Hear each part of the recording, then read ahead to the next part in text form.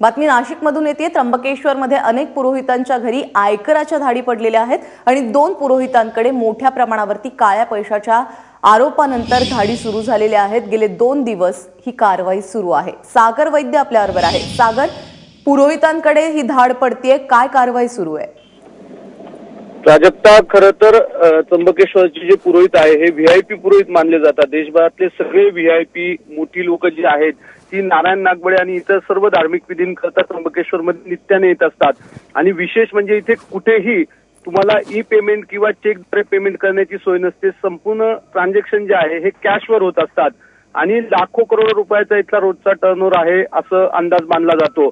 साहजिक आहे, आयकर विभागाची या नोटबंदीनंतर रडार होती, नजर होती या सगळ्या व्यवहारांवर आणि त्या पार्श्वभूमीवर शनिवारी संध्याकाळी 2 महत्वाच्या पुरोहितांच्या घरी आयकरच्या अधिकाऱ्यांनी छापे टाकलेले होते। त्यांच्या काही संपत्तीची चौकशी सुरू करण्यात आल्याची माहिती होती। त्यानंतर त्र्यंबकेश्वरमध्ये एकच खळबळ उडाली। असं म्हटलं जात आहे आत्ताची जी माहिती त्यानुसार की 15 ते 16 पुरोहित कुटुंबियांपैकी 15 ते 16 लोकांनी जे आहे आपापल्या घरातील सोनं आणि कॅश जी आहे ती बाहेर नेण्यासाठीची व्यवस्था सुरू केली। काही गाड्यांमधनं ही कॅश नेत असताना रविवारी संध्याकाळच्या सुमारास काही जणांवर कारवाई करण्यात आली आहे।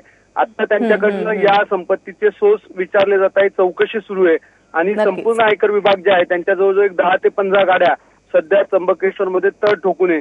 नेमकी किती रक्कम जप्त झाली, कुणाकुणावर छापे टाकले गेले, त्यातून नेमकं काय कारवाई अजून किती काळ सुरू राहणार आहे हे देखील आम्ही तुझ्याकडून जाणून घेणारच आहोत। या कारवाईबद्दलचे अपडेट्स देखील तुझ्याकडून घेणार आहोत। सागर, धन्यवाद या सगळ्या माहितीबद्दल।